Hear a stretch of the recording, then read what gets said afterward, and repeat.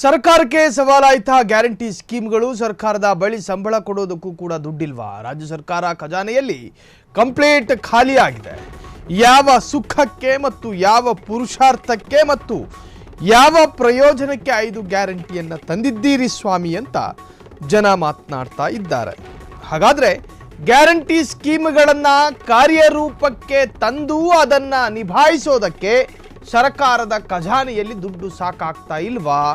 Guarantee ಸರ್ಕಾರಕ್ಕೆ ಹಣದುಬ್ಬರ ಅಥವಾ ಹಣದ ಕೊರತೆ ಎದುರಾಗಿದೆಯಾ? ಫ್ರೀಡಮ್ ಟಿವಿ ಬಟಾ ಬಯಲು ಮಾಡ್ತಾ ಇದೆ ಗ್ಯಾರಂಟಿ ಸ್ಕೀಮಿನ ಸರ್ಕಾರದ ವೈಫಲ್ಯತೆಯನ್ನು. ಸರ್ಕಾರಕ್ಕೆ ಬಹುದೊಡ್ಡ ಚಾಲೆಂಜ್ ಆಯ್ತಾ ಈ ಒಂದು ಗ್ಯಾರಂಟಿ ಸ್ಕೀಮ್? ಒಂದು ತೆಲಂಗಾಣ ಸರ್ಕಾರ ಮೊನ್ನೆಯಷ್ಟೇ ಬಹಿರಂಗವಾಗಿ ಹೇಳಿಕೊಂಡಿತ್ತು. ತೆಲಂಗಾಣದಲ್ಲೂ ಕೂಡ ಕಾಂಗ್ರೆಸ್ ಆಡಳಿತ ಇದೆ. ರೇವಂತ್ ರೆಡ್ಡಿ ಎನ್ನುವಂಥ ಸಿಎಂ ಕೂಡ ಕಾಂಗ್ರೆಸ್ ಸಿಎಂ.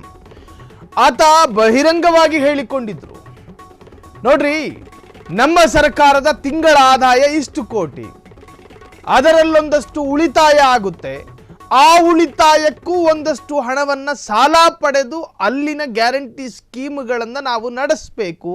ಇದು ಯಾವ ಕರ್ಮಕ್ಕೆ ನಾವು ಸಾಲ ಮಾಡಿ ಗ್ಯಾರಂಟಿ ಸ್ಕೀಮ್ಗಳನ್ನು ಕೊಡಬೇಕು ಅಂತ ಹೇಳಿ ತೆಲಂಗಾಣದ ಸಿಎಂ ರೇವಂತ್ ರೆಡ್ಡಿಯೇ ಹೇಳಿಕೊಂಡಿದ್ದಾರೆ.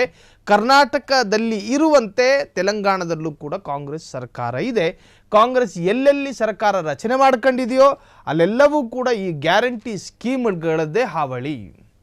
ಒಂದೋ ಗ್ಯಾರಂಟಿ ಸ್ಕೀಮ್ಗಳಿಂದ ಅನುದಾನಗಳು ಕಮ್ಮಿ ಆಗುತ್ತೆ, ಒಂದೋ ಗ್ಯಾರಂಟಿ ಸ್ಕೀಮ್ಗಳಿಂದ ರಾಜ್ಯದ ಕೆಲ ಕ್ಷೇತ್ರಗಳಿಗೆ ಅನುದಾನ ಕೊಡೋದು ನಿಲ್ಲಿಸಬೇಕಾಗಿ ಬರುತ್ತೆ. 58 ಕೋಟಿ ಒಂದೊಂದು ಯೋಜನೆಗೆ ಇಟ್ಟರೂ ಕೂಡ ಸಾಕಾಗೋದಿಲ್ಲ. ಸರ್ಕಾರಕ್ಕೆ ನಾನಾ ತರಹದ ಅಭಿವೃದ್ಧಿ ಕೆಲಸಗಳು ಆಗಬೇಕಾಗಿರುತ್ತದೆ. ಸೊ ಅದಕ್ಕೆ ಎಲ್ಲವೂ ಕೂಡ ಹಣ ಬೇಕು. ತಿಂಗಳಿಗೆ 2,000 ಅಥವಾ ಫ್ರೀ ಬಸ್ಸು ಅಥವಾ ಫ್ರೀ ಉಚಿತ ವಿದ್ಯುತ್ತು ಅಥವಾ ನಿರುದ್ಯೋಗಿಗಳಿಗೆ ಉಚಿತ ಹಣ, ಇವೆಲ್ಲವೂ ಕೂಡ ಇದೆಯಲ್ಲ, ನಿಜಕ್ಕೂ ಎಲ್ಲೋ ಒಂದು ಕಡೆ ಅಭಿವೃದ್ಧಿಗೂ ಕೂಡ ಹಣ ಸಾಕಾಗದೇ ಬರುವಂತಹ ಸಂದರ್ಭವೂ ಕೂಡ ಎದುರಾಗಬಹುದು. ರಾಜ್ಯ ಸರ್ಕಾರ ಖಜಾನೆ ಕಂಪ್ಲೀಟ್ ಖಾಲಿ ಆಯಿತಾ? ಗ್ಯಾರಂಟಿ ಸರ್ಕಾರಕ್ಕೆ ಎದುರಾಗಿದೆಯಾ ಹಣಕಾಸಿನ ಕೊರತೆ? ಫ್ರೀಡಮ್ ಟಿವಿ ಬಯಲು ಮಾಡ್ತಾ ಇದೆ ಸರ್ಕಾರದ ದಿವಾಳಿ ಸುದ್ದಿ. ಹಾಗಾದರೆ ಯಾವ ರೀತಿಯಲ್ಲಿ ಅವರಿಗೆ ಪೆಟ್ಟು ಕೊಡ್ತಾ ಇದೆ ಈ ಗ್ಯಾರಂಟಿ ಸ್ಕೀಮ್ ಎನ್ನುವಂಥದ್ರ ಬಗ್ಗೆ ಒಂದಷ್ಟು ಅಪ್ಡೇಟ್ಸ್ಗಳನ್ನು ನಾವು ಗಮನಿಸೋದಾದರೆ, ಅಬಕಾರಿ ಇಲಾಖೆ ಅಧಿಕಾರಿಗಳಿಗೆ ಸಂಬಳ ನೀಡೋದಕ್ಕೆ ದುಡ್ಡಿಲ್ವಾ? ಸರ್ಕಾರದ ಬೊಕ್ಕಸ ತುಂಬಿಸುವ ಅಧಿಕಾರಿ ನೌಕರರಿಗೆ ಸಂಬಳ ವಿಳಂಬವಾಗ್ತಾ ಇದೆ. ರಾಜ್ಯ ಅಬಕಾರಿ ಇಲಾಖೆಯಲ್ಲಿ ಅಧಿಕಾರಿ ನೌಕರರ ವೇತನ ವಿಳಂಬವಾಗ್ತಾ ಇದೆ. ಪ್ರತಿ ತಿಂಗಳು 2-3 ತಾರೀಕು ಆಗುತ್ತಿದ್ದ ವೇತನ 10 ತಾರೀಕಿನಿಂದ 11ಕ್ಕೆ ಏರಿಕೆಯಾಗಿದೆ. ಕಳೆದ ತಿಂಗಳ ಸಂಬಳ 12 ತಾರೀಕು ಕೊಟ್ಟ ಅಬಕಾರಿ ಇಲಾಖೆ. ಸರ್ಕಾರದ ಕಥೆನೇ ಹಿಂಗಾದ್ರೆ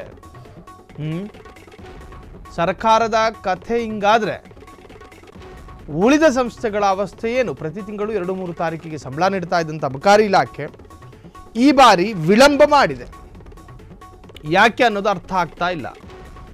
ನೋಡ್ರಿ, ಸರ್ಕಾರದ ಆದಾಯದ ಮೂಲದಲ್ಲಿ ಪ್ರಪ್ರಥಮ ಭಾರಿ ಆದಾಯ ಕೊಡುವಂಥ ಒಂದು ಇಲಾಖೆ ಇದ್ರೆ ಅದು ಅಬಕಾರಿ ಇಲಾಖೆ, ಎಣ್ಣೆ ಇಲಾಖೆ. ಆ ಇಲಾಖೆಯ ನೌಕರರಿಗೆ ನೀವು ಸಂಬಳವನ್ನು ಕೊಡೋದು ವಿಳಂಬ ಮಾಡಿದ್ರೆ ಬೇರೆ ಯಾವ ಇಲಾಖೆಯಿಂದ ನಿಮಗೆ ಆದಾಯ ಬರುತ್ತೆ? ಆದಾಯ ಬರೋದೇ ಲಿಕ್ಕರು ಈ ಅಬಕಾರಿ ಇಲಾಖೆಯಿಂದ.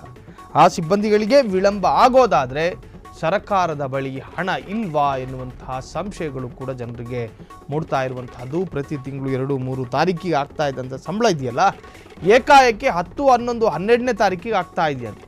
ಹಾಗಾಗಿ ಸಂಬಳ ಕೊಡೋದಕ್ಕೂ ಕೂಡ ಸರ್ಕಾರ ಪರದಾಡ್ತಾ ಇದೆ ಅನ್ನುವಂತಹ ರೀತಿಯ ಸಂಶಯಗಳು ಕೂಡ ಈಗ ಉಟ್ಕೊಂಡಿರುವಂತಹದ್ದು. ಅಬಕಾರಿ ಇಲಾಖೆ ಅಧಿಕಾರಿಗಳಿಗೆ ಸಂಬಳ ನೀಡೋದಕ್ಕೂ ಕೂಡ ಸರ್ಕಾರದ ಬಳಿ ಹಣ ಇಲ್ವಾ ಎನ್ನುವಂತಹದ್ದು.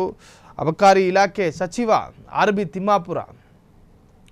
ಬಿ ತಿಮ್ಮಾಪುರರಿಗೂ ಕೂಡ ಈಗ ಟೆನ್ಷನ್ ಆಗಿರ್ಬೋದು. ಬಹುದೊಡ್ಡ ಇಲಾಖೆಯ ಜವಾಬ್ದಾರಿಯನ್ನು ಕೊಟ್ಟಿದ್ದಾರೆ. ಹೀಗೆಲ್ಲ ಇದ್ರೂ ಕೂಡ ನಮ್ಮ ನೌಕರರಿಗೆ ಸಂಬಳ ಕೊಡೋದಕ್ಕೆ ನಮ್ಮ ಕೈಯಲ್ಲಿ ಏನೂ ಇಲ್ಲ, ಏನು ಮಾಡೋದು ನಿಸ್ಸಹಾಯಕತೆಯಲ್ಲಿ ಅವರು ಕೂಡ ನಿಂತ್ಕೊಂಡಿರುವಂತಹದ್ದು. ಒಟ್ಟಾರೆ ಸರ್ಕಾರಗಳು ಈ ಗ್ಯಾರಂಟಿ ಸ್ಕೀಮ್ಗಳನ್ನು ಪ್ರಾಯೋಗಿಕವಾಗಿ ತಂದು ಇಕ್ಕಟ್ಟಿಗೆ ಸಿಕ್ಕಿ ಹಾಕಿಕೊಳ್ತಾ ಎನ್ನುವಂತಹ ರೀತಿಯ ಚರ್ಚೆಗಳು ಕೂಡ ಈಗ ರಾಜಕೀಯ ವಲಯದಲ್ಲಿ ಆಗ್ತಾ ಇದೆ.